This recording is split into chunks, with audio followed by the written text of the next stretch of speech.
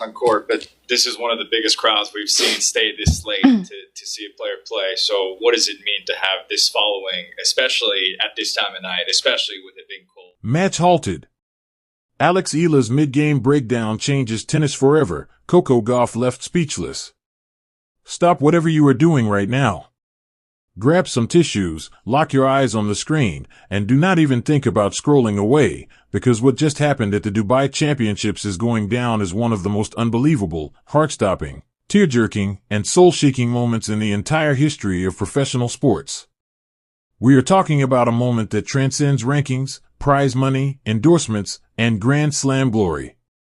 We are talking about a moment that reminded every single person on this planet exactly why sports exist in the first place. Welcome back to Court Vision Plus, your absolute go-to destination for the juiciest, most dramatic, most exclusive, and most emotionally charged tennis updates on the entire internet. If you are new here, you picked the most insane day possible to show up, and trust me, you are going to want to hit that subscribe button before this video is over, because what I am about to tell you is the kind of story that only happens once in a generation. We have all seen players smash their rackets into the court surface in fits of primal rage. We have seen grown adults scream at chair umpires until their faces turned purple. We have witnessed dramatic retirements, shocking upsets, and tearful championship speeches. But nobody, and I mean absolutely nobody on the face of this earth, could have predicted the mid-match stoppage that just sent shockwaves ricocheting around the world in the last 24 hours. The tennis world is completely on fire right now. Every journalist, every pundit, every former champion, and every casual fan is talking about one name, one moment, and one cardboard sign. The name is Eala. The moment is one that will be replayed on highlight reels until the end of time. And that cardboard sign, held by trembling little hands in the stands of one of the most glamorous tennis arenas on the planet, contained just 4 words that broke an entire stadium and the hearts of millions watching at home. To truly understand the raw, unfiltered madness and devastating emotional weight of this moment, we have to travel back in time and set the stage properly, because context here is everything. The Dubai Championships is not just any tournament on the calendar. It is a glittering, high-octane showcase of athletic perfection, immense wealth, and elite competitive warfare. The venue drips with prestige. The stands are routinely packed with royalty, billionaires, Hollywood icons, and the kind of tennis purists who wear cufflinks to quarterfinal matches and expect the sport to be conducted with absolute, unwavering precision and adherence to every single rule in the book. Nobody breaks protocol in Dubai. Nobody dares to disrupt the carefully choreographed theater of professional tennis.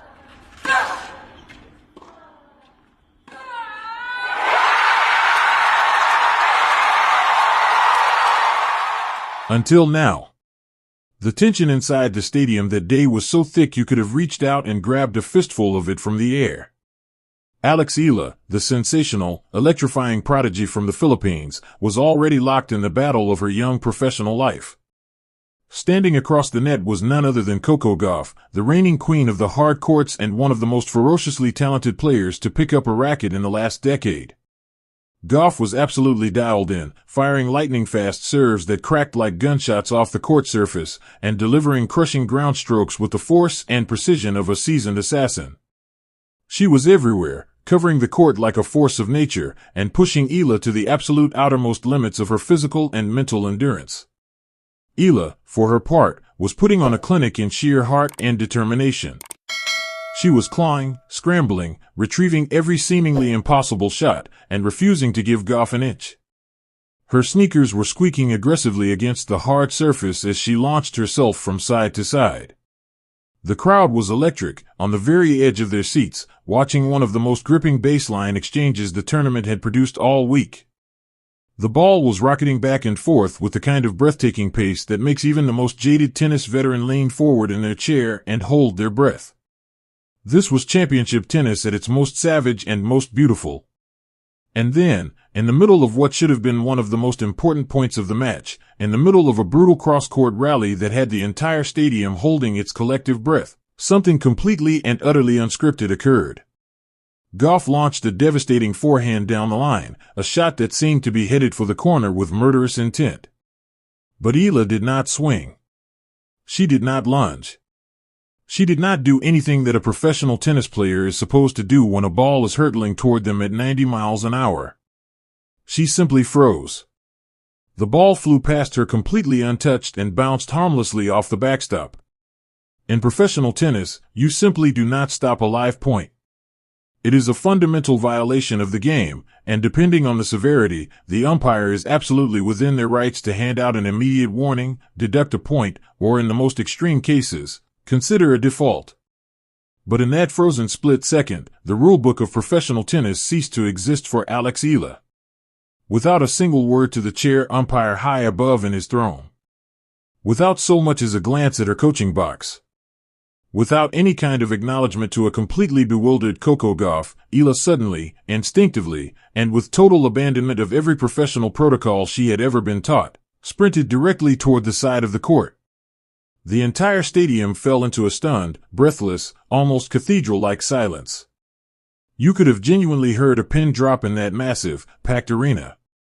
The thousands of spectators who had paid fortunes to be there sat in stunned confusion, whispering to one another in a dozen different languages, wondering if she had suffered a sudden injury, if the scorching desert heat had finally gotten inside her head, or if some kind of medical emergency was unfolding before their eyes. Even Coco Gauff, whose competitive focus during a match is the stuff of legend, lowered her racket slowly and looked up at the chair umpire with an expression of complete and total astonishment.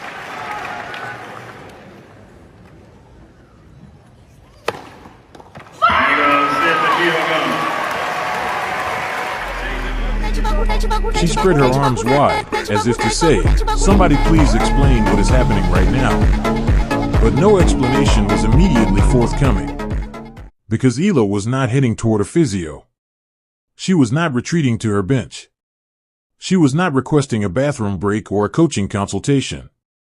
She leaped over the low barrier separating the playing court from the VIP spectator section with an urgency that bordered on desperation, scrambling up the concrete steps with her match-tired legs. And the cameras caught something in that moment that made every single person watching, whether inside the stadium or on a screen thousands of miles away, catch their breath. Her eyes were already glistening with tears before she even reached her destination. There, seated in the front row of the lower grandstands, was a 10-year-old boy in a wheelchair. He was wearing a slightly oversized, brightly colored Philippines national team shirt that looked like it might have been the best piece of clothing he owned. And clutched in his small, trembling hands was a handmade cardboard sign. The edges of the sign were bent and worn, the kind of wear that comes from a long, exhausting journey, and the kind of journey that involves cheap airline seats, crowded terminals, and hours of anxious, sleepless excitement. Written across the face of that battered piece of cardboard, in bold, childish marker letters that were slightly uneven but completely perfect, were 4 words that stopped the world: "Alex, you are my hope." What unfolded in the next 30 seconds was captured by every television camera in the stadium, immediately clipped, uploaded, and shared across every social media platform on Earth, and is already being hailed as one of the most breathtaking and purely human moments in the history of professional sports. Alex Eala fell completely to her knees on the hard concrete steps, entirely disregarding the tournament protocols she had spent years learning to follow, disregarding her own physical exhaustion after multiple grueling sets, and disregarding everything except the child in front of her. She wrapped her arms around this small, overwhelmed 10-year-old boy in the tightest, most desperate, most ferociously protective embrace imaginable. And she completely broke down. The microphones positioned near the court, designed to capture the sound of ball strikes and crowd noise, instead picked up something far more raw and real, the sound of Alex Eala sobbing. Not quiet, dignified, composed tears. Heavy, agonizing, chest-heaving sobs. This was not a celebrity greeting an admiring fan for a quick photo opportunity. This was something far deeper and far more primal. Got into tennis because of my brother. He's 3 years older and he started playing tennis. And so when it came time, the collision of 2 souls who had, through the most improbable series of events, ended up meeting each other in exactly the same moment in exactly the same place. The boy, completely overwhelmed and trembling with emotion, buried his face in Eala's shoulder and wrapped his small arms around her neck with a grip that looked like he never intended to let go. But to truly feel the weight of that embrace, to understand why it hit every single person in that stadium like a freight train, we have to go behind the cardboard sign. We have to look at the reality of the story behind those 4 handwritten words, because it is a story that will make your heart absolutely shatter before it makes it soar. This 10-year-old superfan is not a child of privilege. He is not from a comfortable family in a major city with access to sports clubs and international travel. According to detailed information emerging from Alex Eala's own camp in the hours following the match, he hails from a deeply impoverished province in the Philippines, a region where families fight every single day just to put adequate food on the table and keep a roof over their heads. The word struggle does not adequately describe the daily reality of life for families in his community. It is a grinding, relentless, exhausting battle against poverty that most people watching this video will never come close to comprehending. Adding a devastating layer of pain to an already difficult existence, this young boy has been confined to a wheelchair for most of his life due to a severe physical disability that he was born with. In a community where physical ability is often equated with worth, and where resources for people with disabilities are heartbreakingly scarce, he became a target. He was relentlessly and cruelly bullied by other children who did not understand his condition and did not try to. He was ostracized. He was told, both explicitly and through the brutal social mechanics of childhood cruelty, that the joyful, active, participatory life that other kids took for granted would simply never be available to him. His world grew smaller. His spirit took hit after hit. The darkness closed in. But 2 years ago, in the most beautifully random and life-altering coincidence, everything changed. While watching a small, flickering television set, this little boy saw a teenage girl named Alex Eala fighting tooth and nail on the international tennis circuit. He watched her run down impossible balls, hoist her racket in triumph after a brilliant shot, and carry the flag of the Philippines into stadiums full of people who had never before rooted for a Filipino tennis player. He saw something in her that reached through the screen and grabbed him by the soul. In her relentless drive, her refusal to quit when things got hard, and her fierce, unashamed pride in where she came from, this small, isolated, hurting boy found his salvation.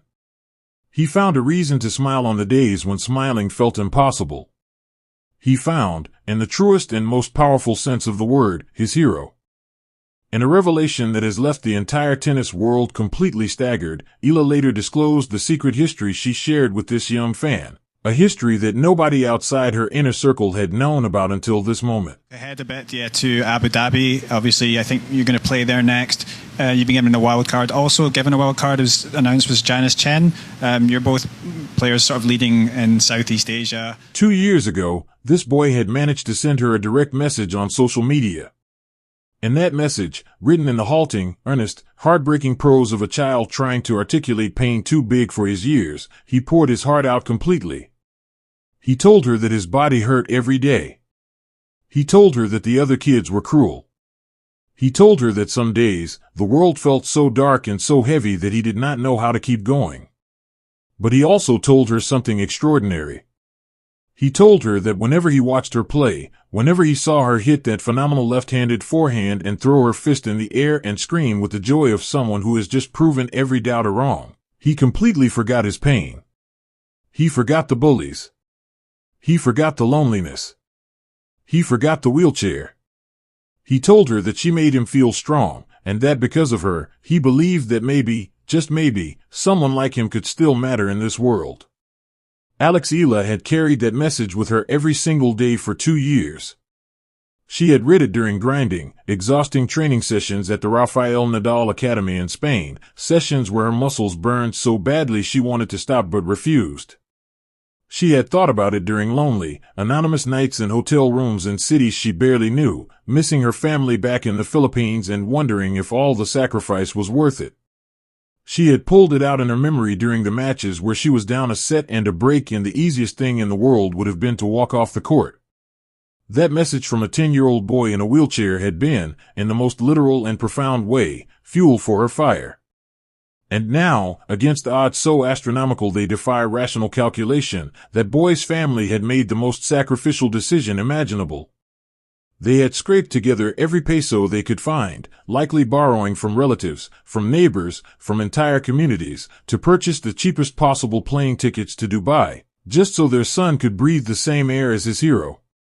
Back inside the stadium, the atmosphere had transformed into something no one present had ever experienced before at a professional tennis event. The chair umpire, a man known throughout the professional circuit for his strictness and his zero-tolerance approach to time violations and procedural breaches, had his hand hovering over his microphone. By the letter of the International Tennis Federation rulebook, he was absolutely obligated to penalize Eala. The match clock had completely expired. The rhythm of the quarterfinal had been shattered beyond recognition. Players simply do not abandon live points and sprint into the stands. It is not done. It has never been done. And yet as this umpire looked down from his elevated chair at the sight of a young girl sobbing on the concrete steps, holding a disabled child as if he were the most precious thing in the universe, he made a decision that will be discussed, analyzed, and celebrated for decades to come. In a stunning, unprecedented, and deeply courageous act of human empathy that stands in direct defiance of every rigid protocol in the sports rulebook, the umpire made his choice. He simply leaned back in his chair. He did not reach for the microphone. He looked down at the scene unfolding before him, and he let it happen. He let humanity win. And when the crowd gradually began to understand the magnitude of what they were witnessing, when the ripple of realization spread from the front rows all the way to the back of the upper decks, the reaction was something that people who were present will describe to their grandchildren one day. It started as a slow, hesitant clapping, the kind that happens when a crowd is not quite sure if it is appropriate to applaud, before building into something monstrous and unstoppable. Within seconds, every single person in that packed arena was on their feet, and the roar of their standing ovation shook the stadium walls. Billionaires in bespoke Italian suits had tears running down their faces. Veteran tennis journalists who had covered the sport for 3 decades and had firmly believed they had seen everything found themselves completely undone. Hardcore fans who had paid thousands of dollars for their tickets, people who had come to watch elite athletic competition and not a human drama, were cheering with an abandon they had never felt before at a sporting event. And down on the court, in a moment that has since become one of the most shared and celebrated images on the internet, even the fiercely, magnificently competitive Coco Gauff stood quietly at the baseline.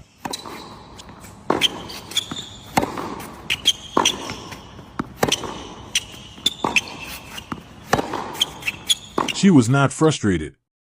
She was not annoyed at the disruption. She was tapping her racket against her string slowly, a gesture of respect that looked almost ceremonial, and using her wristband to wipe unmistakable tears from her own eyes. Eala eventually pulled back from the embrace, cupping the boy's face in her hands and looking directly into his eyes with an expression of fierce, protective love that transcended the moment entirely. Her face was flushed and streaked with the evidence of everything she was feeling. Through the stadium microphones, eagle-eared fans and lip readers watching at home caught her words clearly. "I couldn't do this without you.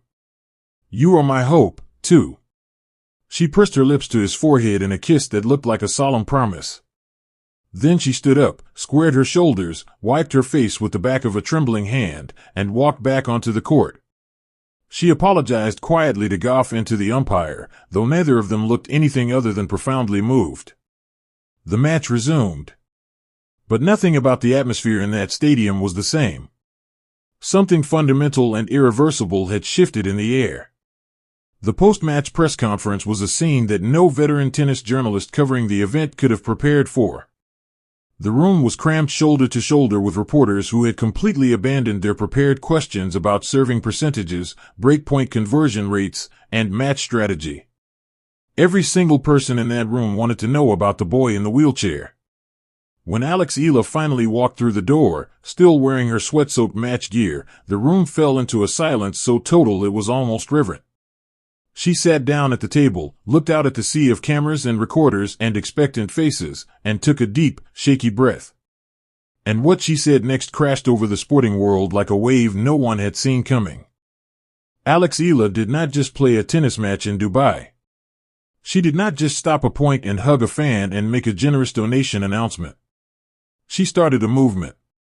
She launched a foundation that has the potential to change the lives of thousands of children with disabilities across the Philippines. She gave a 10-year-old boy who had been told repeatedly and cruelly by the world around him that he was too different, too limited, and too broken to have a place at the table, the most powerful and irrefutable counterargument imaginable. She showed him, and everyone watching, that he matters so profoundly, that he is so seen and so valued, that she stopped everything for him. She cried for him. She knelt for him.